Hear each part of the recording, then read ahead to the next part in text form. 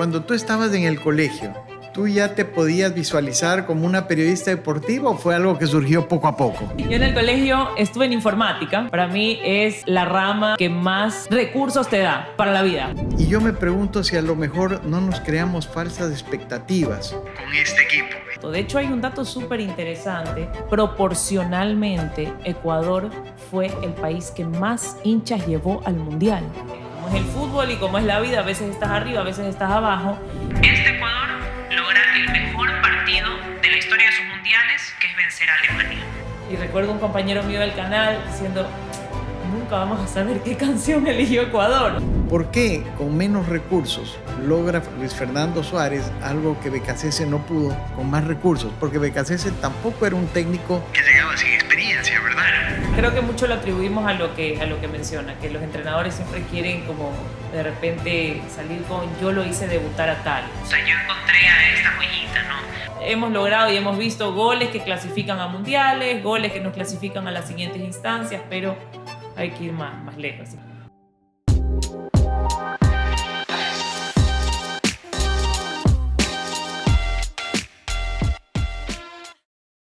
Hoy tenemos la alegría de conversar con una exalumna que no necesita presentación.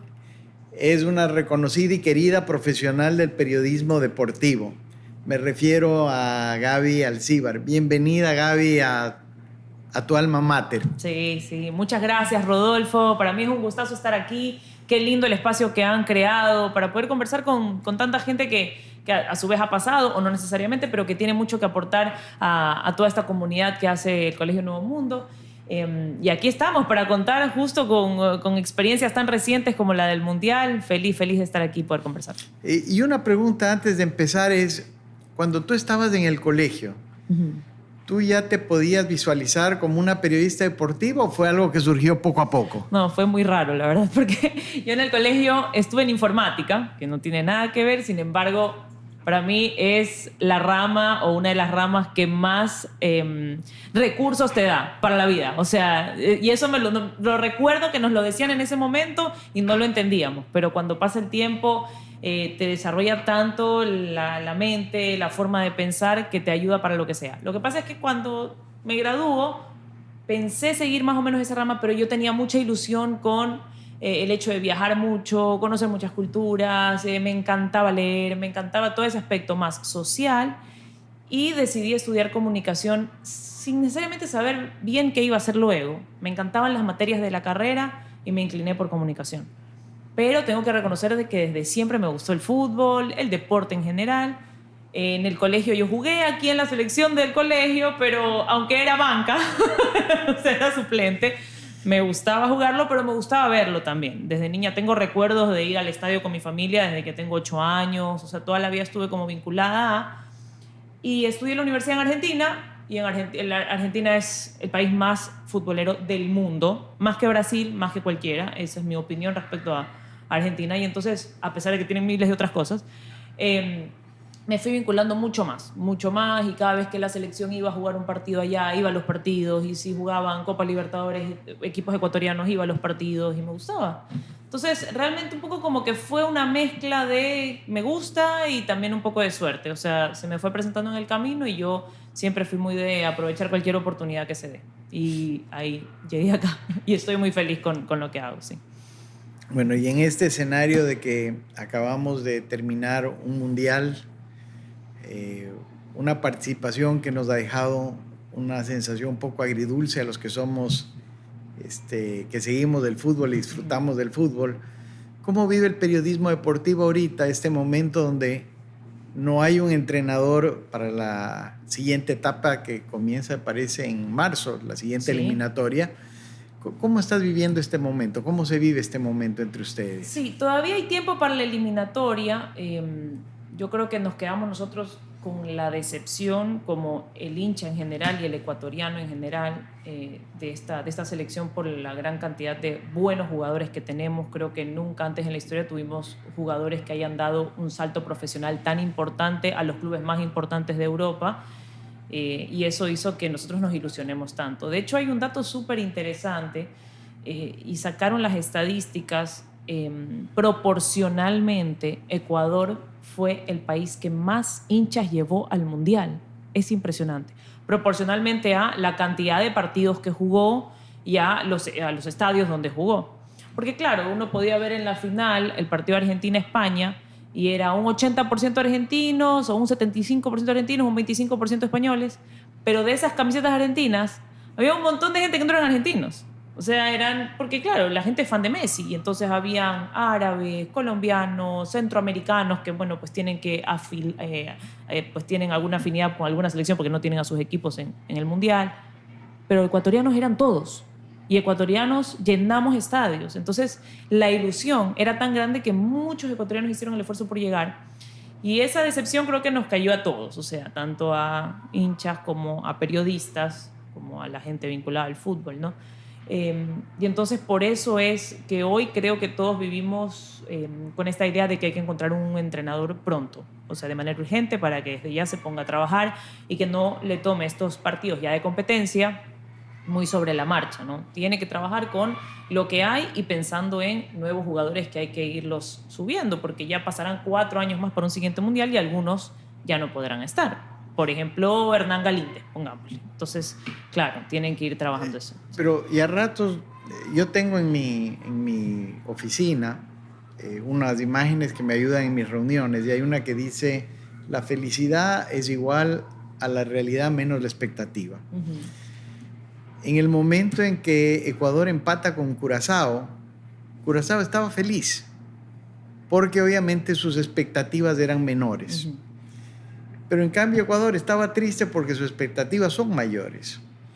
Y yo me pregunto si a lo mejor no nos creamos falsas expectativas con este equipo. Y de alguna forma, ¿por qué nos creamos entonces estas expectativas? ¿Es tanto así la diferencia entre la expectativa y la realidad que tuvimos o no? Sí, o sea, a ver, como todo en la vida, cuando uno se ilusiona de más o uno también llega más lejos o adquiere esos papeles o roles más protagónicos, una caída te hace caer más fuerte. Es decir, claro, la decepción es más fuerte, la tristeza es más fuerte. Ecuador había llegado de una eliminatoria en la que había llegado segundo, había empezado -3, hizo una eliminatoria increíble, no había prácticamente perdido puntos, la mejor defensa, todo eso hacía que uno tenga unas altas expectativas. Yo creo que también el condimento que más nos causó esto es que recientemente se jugaba una final de Champions donde estaban 2 ecuatorianos en la final de Champions y resultó que, como es el fútbol y como es la vida, a veces estás arriba, a veces estás abajo, estos 2 jugadores, y principalmente uno de ellos, Piero Hincapié, no tuvieron un buen mundial. O sea, justo les costó el mundial viniendo de haber tenido una final de Champions. Entonces, a nosotros eso nos golpeó muchísimo. Nosotros decíamos, ok, ya estamos en la cima, tenemos ecuatorianos, casi no hay otros sudamericanos, un brasileño por ahí jugando la final de Champions, no había creo que ni argentinos jugando final de Champions, y nosotros decíamos, estamos nosotros. Pero eso creo que al final nos costó porque Ecuador se fue como desinflando hacia el partido con Curazao, porque sí fue un golpe con Costa de Marfil. Creo que hizo un buen partido, relativamente bien, pero Ecuador no tiene delanteros. O sea, ya le sacamos el jugo a Ender Valencia, y no es contra él, pero ya él ya estaba para decirle adiós a la selección y no encontramos otro más. Entonces, como no se pudieron concretar esos goles, ya fue como un golpe para el segundo partido con Curazao, un poco rondó ese fantasma de no encontramos el gol, y ahí fue como ya la decepción total no haberle podido ganar a Curazao. Ya creo que con Alemania justamente se iba con, bueno, menos expectativas. Por eso la felicidad fue mayor, porque no teníamos, justamente hablando de las expectativas, no había posibilidades casi de vencer a Alemania, claro, y se logró. Claro, al punto que hasta nos dieron un feriado por eso, pero bueno. que no estoy de acuerdo con el feriado, solo igual lo digo, pero bueno. En el año 2006, la selección que dirigió Luis Fernando Suárez alcanza la mejor participación que ha tenido una selección ecuatoriana en un mundial. Estuvimos entre los 16 mejores. Este año quedamos entre los 32 mejores, igual que en cualquier otro. Es verdad que pasamos una primera etapa, pero para lo que hemos logrado en otros mundiales es lo mismo. No fue una diferencia. Estamos entre los primeros 32. Claro. Esa selección de Luis Fernando Suárez llega con un entrenador que tenía menos, primero se le pagaba menos que a BKCS y tenía menos recursos que lo que tuvo BKCS. ¿Por qué con menos recursos logra Luis Fernando Suárez algo que Becasese no pudo con más recursos? Porque Becasese tampoco era un técnico que llegaba sin experiencia, ¿verdad? Claro. Uh-huh. ¿Qué falló? Yo creo que es relativo igual el tema de quién tuvo más y quién tuvo menos. ¿Por qué? A las finales, y si nosotros analizamos la selección del 2006, la que siempre todos recordamos como la mejor porque logra esa clasificación a octavos, el mundo no estaba tan globalizado como ahora, no teníamos instituciones con tan buenas relaciones internacionales como hoy las tiene Independiente del Valle, por ejemplo. Y entonces, capaz, si nosotros trasladáramos ese equipo 2006 a esta época, tal vez se le abrirían mucho más las puertas en Europa. Ahí no teníamos tantos jugadores jugando en Europa o en los mejores clubes, pero no había la globalización que hay ahora y esas buenas relaciones que ha ido tejiendo algunos de los clubes que se han ido abriendo camino a través de representantes y demás para que les den tanto acceso ahora a los jugadores ecuatorianos. Porque hoy nosotros tenemos jugadores ecuatorianos jóvenes que ya inmediatamente hacen un tiempo o prácticas en Barcelona, en el Dortmund de Alemania, y se van, digamos, jóvenes o los prestan y los van rotando, ¿no? Pero antes había menos conocimiento, menos acceso, y entonces a las finales de ese 2006, si la ponemos al día de hoy, a las finales y son mejores, ¿eh? Porque siempre está esa discusión. Entonces los de hoy sí tuvieron esas puertas abiertas y ese acceso a llegar a los grandes clubes de Europa. No con esto digo son mejores, peores o no, porque también si enmarcamos en un solo partido, Ecuador logra el mejor partido de la historia de sus mundiales, que es vencer a Alemania. O sea, vencer a Alemania solo centrado en un partido fue el mejor partido de la historia, porque en Alemania se venció fue a Polonia. Ok, podemos considerar que igual es una dentro de un segundo rango de las selecciones europeas, pero igual a Polonia y a Costa Rica, digamos que estaban en los papeles, ¿no? O sea, equipos centroamericanos son los llamados a los que tenemos que vencer, pero nunca se había vencido una selección europea de esa magnitud, entonces en historia de mundiales. Entonces por eso digo es relativo, porque en ese momento estaban esos jugadores y lograron estar entre los octavos, pero venciendo a una centroamericana y a una selección de Polonia un poco más. Acá en cambio tenemos grandes jugadores, pero no logramos con Centroamérica, no logramos con África, pero logramos vencer a Alemania. Entonces, y recién pasabas a una siguiente fase de 16avos. Yo sigo quedándome con la Alemania 2006, tengo que admitirlo. O sea, por lo hecho, a pesar de que se logra esta victoria con Alemania, que creo que fue una Alemania igual desdibujada y está con urgencia de mejorar su camino. Has mencionado algunas cosas que me llaman la atención. La primera es, en el 2006, cuando Luis Fernando Suárez tenía la posibilidad de mover a cualquier jugador en la cancha, no se lo cuestionaba porque igual los jugadores no tenían la proyección de los que tienen ahora. Pero a lo mejor en este momento, para un entrenador, decir, Hincapié no está en su mejor día, lo voy a mover, lo voy a sacar de la cancha, ya es otro tipo de responsabilidad. Decir que un Moisés Caicedo no está haciendo un buen partido y lo tengo que sacar, como que me queda grande a veces, me queda más bien muy grande el equipo, sí, para el entrenador que soy, porque ahora estoy dirigiendo realmente a jugadores que están con los mejores entrenadores del mundo. Probablemente un Mourinho, que está ahora entrenando, me parece, el Real Madrid. Él sí podía haber dicho, ¿sabes qué? Hincapié se va a la banca y pongo tal jugador y nadie le hubiera cuestionado. Claro. Pero a Becasese sí. Sí, porque yo sí creo que, a ver, manejar camerino es manejar egos. Y ese tipo de cosas se dan mucho en fútbol y en el deporte en general. Es aprender no solo la parte futbolística, sino solo toda esa parte de grupo, dinámicas, tratar con tantas personalidades, 23 jugadores, es bastante, ¿no? Entonces, sí, cuando a veces pensamos en, bueno, Sebastián Becasese, que recientemente dio declaraciones también ya después de haber renunciado, nunca dijo que Moisés tuvo un mal mundial. O sea, se refirió siempre va, obviamente como entrenador vas y sacas lo positivo, pero dijo, no, Moisés tuvo un buen mundial, hizo un gran partido con Alemania. Y Moisés Caicedo no tuvo un buen mundial. O sea, con Alemania algo despertó, pero no era el Moisés Caicedo que esperábamos. Y así, como usted dice, bueno, pues nunca tuvo tampoco esas agallas de sentarlo. Sí hay un poco más de respeto hacia esos jugadores que ya han logrado algo más grande y entonces los entrenadores se aguantan un poco. Lo mismo pasó con Enner. O sea, ¿por qué? Porque tienen ese respaldo y porque si no puede afectar al grupo, no los puedes tener en contra. Hay un juego ahí que tienen que inteligentemente jugarlo, ¿no? En el día a día. No digo que esté bien, creo que todos los jugadores tienen que aceptar cuando les toque y cuando no. Pero sí existe esto. Ahora, si llegara un entrenador con mucha más jerarquía, que ha ganado títulos, evidentemente los jugadores lo van a respetar más y lo van a comprender más. Y la hinchada también. Y sé que la Federación Ecuatoriana de Fútbol, buscando entrenador, si bien deberían guiarse por lo que ellos crean y su convicción, sé que en el fondo, y porque lo conozco, también igual están pendientes de es que la gente nos van a tirar en contra, es que nos van a decir esto si traigo al de acá. Tienen que ver cómo acontentan a todos, ¿no? Es difícil. Pero entonces, para que un entrenador sea exitoso, no solamente debe tener llegada con los jugadores, sino también con la hinchada. Sí, así parece, porque si no, igual te juega la crítica en contra. Lo que pasa es que también hoy, y a diferencia de, por ejemplo, Luis Fernando Suárez en su momento, hoy con las redes sociales todo se maximiza. O sea, antes no había tanto la voz del hincha, más allá de que te puedan gritar algo en la cancha.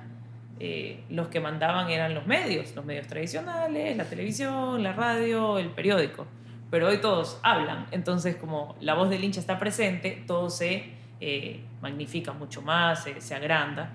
Y si bien muchos jugadores dicen, no, yo no leo las redes, en realidad sí ven las redes, o sea, nadie es ajeno a las redes. Entonces parece que un concepto se posicionara para todos y no necesariamente es así. Algo que también me llamaba la atención en BKCS es el hecho de que sabíamos que no teníamos delantera fuerte. Ener es un goleador histórico y le debemos muchas alegrías y goles a Ener. Pero el momento en que llega a BKCS sabía que tenía ahí un tema para trabajar.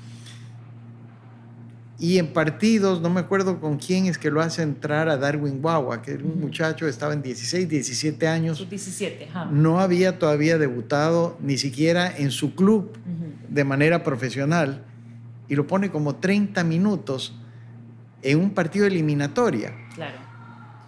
No es un tema que ya debía conocer la federación cuando lo contrata, que él era muy arriesgado en jugarse. Yo entiendo, todo técnico quiere ser el que descubrió al próximo Pelé o al siguiente Maradona, pero en ese momento era la instancia para mí de identificar quién podría tomarle la posta a Ener Valencia, por ejemplo, un Jordi Caicedo. Claro.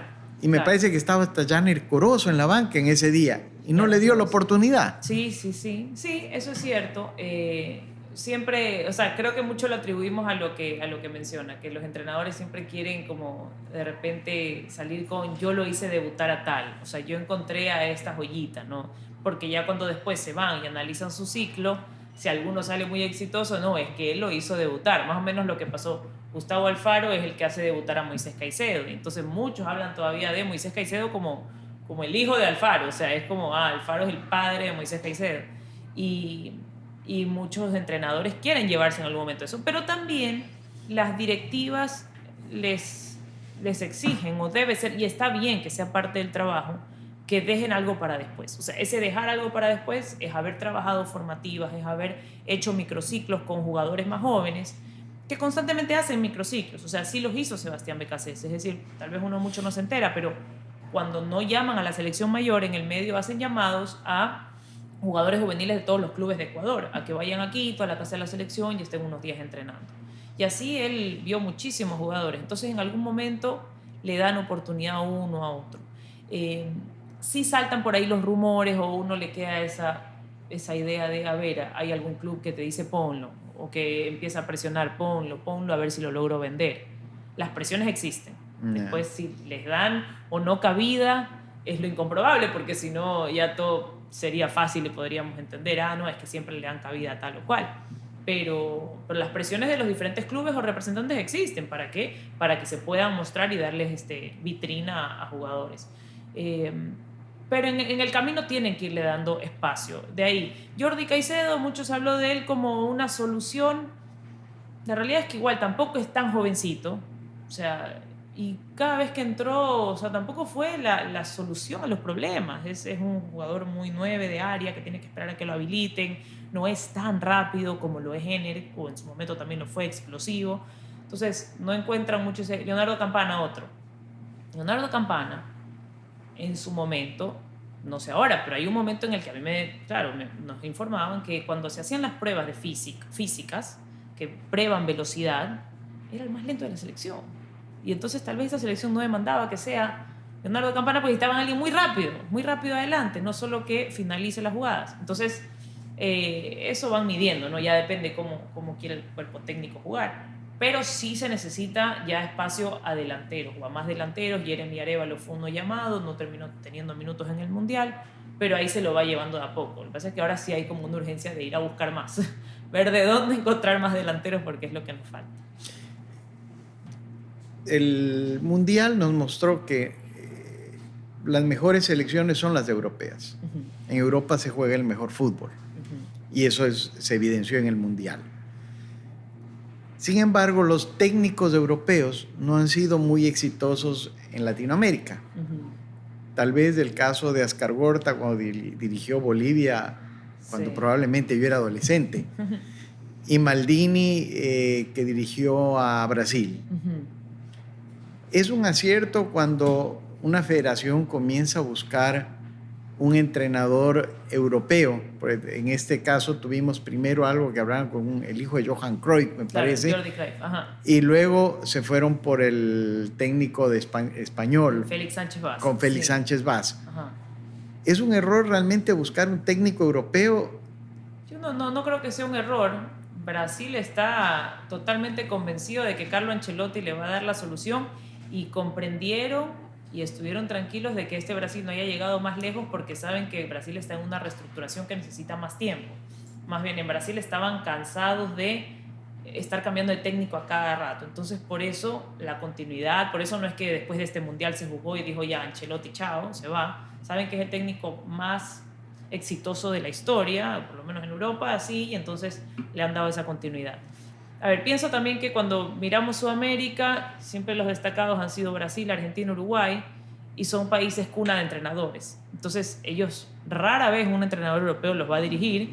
Ocurrió en Brasil, está ocurriendo ahora, justamente por este cambio que se daba muy seguido, pero rara vez lo iba a dirigir un europeo. Entonces, los que han llegado han tenido que tomar selecciones más, digamos, menos exitosas, es más difícil que se cumpla quizás ese hecho de repente dar un súper salto de calidad, y se los mide por muy, muy corto, ¿no? El tiempo. O sea, ahora también creo que ya todo está más, como nuevamente, o sea, repito, la globalización. Hoy nuestra selección está conformada de mayoría de jugadores que juegan en Europa. Entonces, ya están ellos más acostumbrados a tener un entrenador europeo con las disciplinas europeas. O sea, no va a ser tan difícil que como era tiempo atrás, que llegaba un europeo con su disciplina y los otros perdidos. O sea, o más bien en realidad el europeo, porque miren que en Europa no los hacen concentrar un día antes. El europeo llega el día del partido a los clubes. ¿Por qué? Porque ellos ya saben que tienen que trabajar de esa manera. O sea, no es una disciplina de te prohíbo, sino que te hago entender que no tienes que portarte de tal o cual forma. O sea, entonces,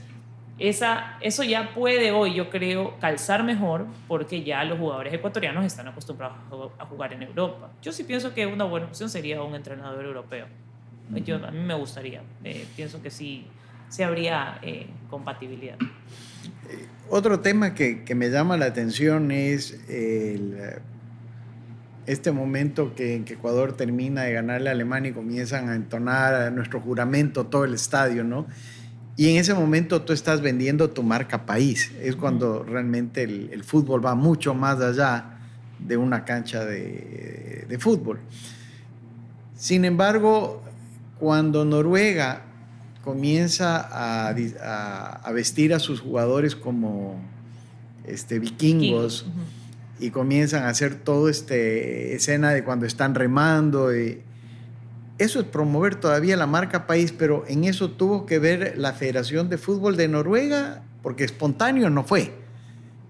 Pero es algo que creo que ya lo hacen ellos allá. O sea, sí lo hacían en tribunas allá en Noruega. O sea, yo creo que sí surge de las hinchadas. O sea, no fue algo premeditado de la federación. Sí es cierto que las federaciones apoyan con la venta de tickets y demás a esos grupos organizados, o sea, grupos organizados de hinchas. ¿Por qué? Porque necesitan que ellos sí hacen ahí este tema de las entradas, porque hay una cierta cantidad de entradas que van a través de federación y les hacen y les favorecen en que puedan comprarlas para que vayan estos grupos organizados de hinchadas.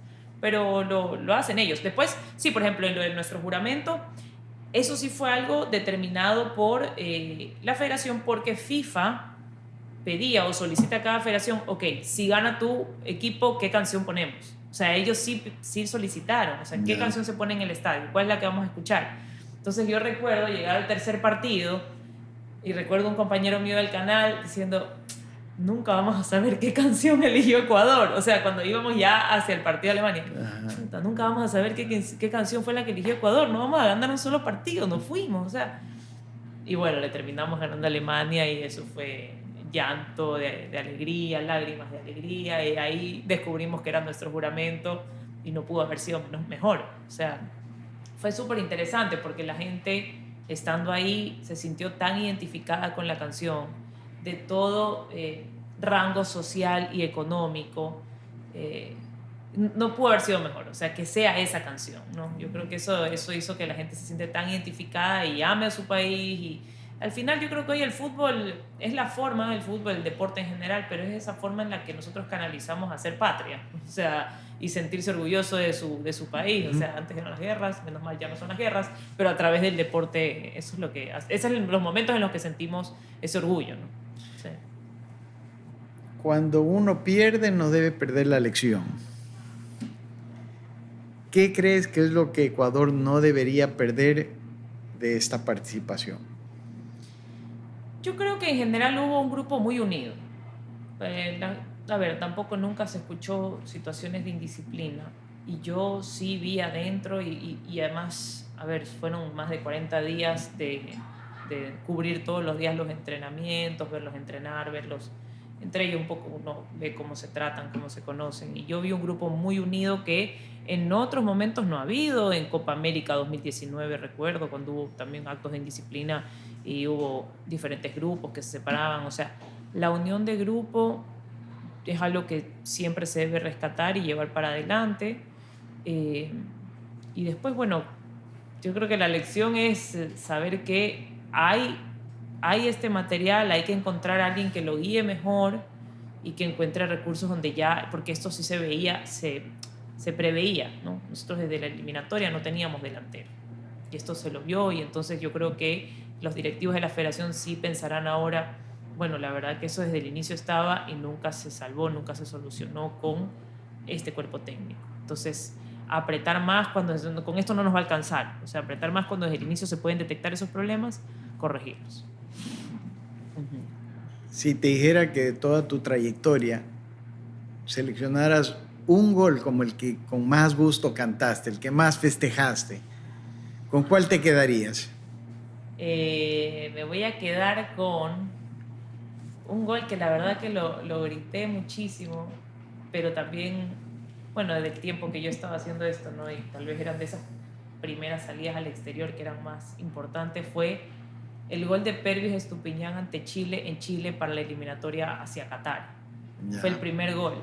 Luego viene la expulsión de Arturo Vidal, luego ahí fue como medio una batalla ahí entre chilenos y ecuatorianos, y después viene un gol de Moisés Caicedo. Pero el primero, el de Pervis, porque yo justo estaba de ese lado del arco, hasta creo que salgo por ahí en el video saltando, porque yo estaba haciendo el borde de campo y estaba de ese lado del arco. Entonces él viene en una corrida tan veloz que yo lo vi hacia mí como corriendo, y lanza el disparo y luego, bueno, se acerca muy, muy cerca a celebrar y él silenciaba a la gente. Y después los chilenos nos empiezan a tirar botellas. O sea, era todo un lío. Yo escondida así me tuve que pegar hacia la pared para que no me caigan las botellas. Pero ese triunfo en Chile nos daba la clasificación prácticamente. O sea, ya estábamos ya con ese triunfo nos daba la clasificación hacia Qatar. Y también me quedo con el de Ener en Barranquilla, que también prácticamente nos estaba dando la clasificación a este mundial.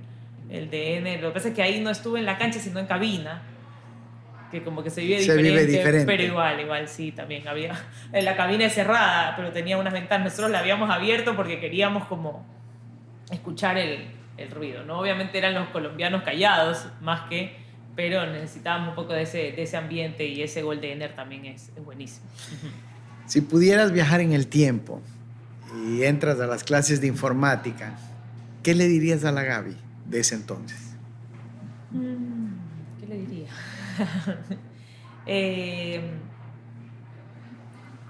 Yo creo que quizás le diría que disfrute mucho más cada momento. O sea, cada momento, porque si bien sí he disfrutado todo este camino desde el colegio, de la universidad, muchas veces también me presioné mucho y las cosas se van dando. O sea, uno tiene que seguirlas trabajando, pero a veces uno quiere como todo ya inmediato, y creo que las cosas se van dando de a poco. Entonces, siempre uno mira para atrás y dice, no, disfruta que todavía hay, o sea, ya se va a ir dando. Después, claro, pero creo que es parte del día a día. Uno todavía es así, ¿no? Por aspirar o querer pensar en lo del futuro, no disfruta en el presente, y eso hay que hacerlo, sí. Si hay una estudiante o estudiante que te admiran y quisieran seguir esta trayectoria, ¿qué les recomiendas? Lo primero que diría, porque no es tan fácil, no por, quizás en algún momento usted mencionaba, ¿no?, el aspecto de entrar en periodismo deportivo siendo mujer, es fácil, no es fácil. Yo creo que hoy por hoy las puertas están súper abiertas mientras uno presente la capacidad y el conocimiento y se informe. Las puertas están abiertas para ambos. Yo creo que ya eso es como, esos estereotipos un poco se han caído. Por supuesto que en televisión siempre, si hay la posibilidad de darle cabida a alguien que tiene más un aspecto más modelo, que realmente sepa, puede estar en algún momento, pero productores van a buscar mucho, bueno, pero ¿qué va a decir? O sea, cuidado, ¿qué va a decir? O sea, si no está a la altura del conocimiento y de estarse informando constantemente, no va a funcionar, no va a pegar. A la gente creo que le gusta mucho el aspecto muy natural, o sea, que se dé de una forma natural, no algo tan forzado, eso también. Pero eso, o sea, eso en cuanto a las personas que quieran meterse en esta carrera, es estar muy informado, ser muy espontáneo, muy natural, muy de uno, pero al mismo tiempo, sobre todo, que aprovechen cualquier oportunidad que se presente. Es decir, al inicio son pasantías, no te pagan nada, ven acá, estás de oyente, ven, habla en la radio un rato, pero no te vamos a pagar, o no importa, eres muy joven, al principio yo sé que cuesta, si te toca desdoblarte porque en otro trabajo sí te pagan, bueno, haz a los dos porque eres joven y lo puedes hacer todavía. Pero hay que tomar cada oportunidad. ¿Por qué? Porque mucho se arma también de los contactos que vas haciendo. Y entonces en ese camino, tomando oportunidades, diciendo sí, y teniendo predisposición y proactividad al trabajo, se te van a abrir más las puertas y la gente te va a empezar a conocer. O sea, tienes que hacerte escuchar y hacerte sonar, porque creo que esa es una de las maneras también. ¿Cuál es el gol que te gustaría cantar? El gol que me gustaría cantar. Un gol de... Bueno, es que hubiera querido que cantar un gol en México, pero al mismo tiempo creo que nuestra vida hubiera corrido peligro si ganábamos ese partido, así que éramos muy poquitos en ese estadio. Pero bueno, siempre un gol en una instancia importante de mundial, probablemente. O sea, un Ecuador, verlo en un Ecuador en semifinales sería histórico, único, como más o menos lo hizo Marruecos en Qatar, con ese entrenador, que creo podría ser una buena opción para Ecuador, pero bueno, okay. Te lo digo. Sí, la verdad que no hemos logrado y hemos visto goles que clasifican a mundiales, goles que nos clasifican a las siguientes instancias, pero hay que ir más lejos. Después se me pone un gol en una final de Copa América, pero hay que llegar hasta ahí, pues. Sí. Nos quedamos con ese deseo de querer llegar a una semifinal, por lo menos con el equipo que tenemos. Gracias, Gaby, por tu tiempo, tu cariño, compartir con nosotros todas tus experiencias y conocimientos. Gracias. Bueno. Que sea la primera, pero no la última. Así es. Entonces, muchísimas gracias. Realmente que he disfrutado mucho el espacio, conversar un poco de lo que ha sido la participación de Ecuador en este mundial. Y bueno, pues veremos si cantamos en semifinales ya hacia 2030, que también va a tener muchos hinchas ecuatorianos en España. Si es que nos toca España, ahí vamos a estar muchos hinchas ecuatorianos. Así que bueno, gracias y un gusto, un abrazo a toda la comunidad del Nuevo Mundo. Gracias, Gaby. Gracias.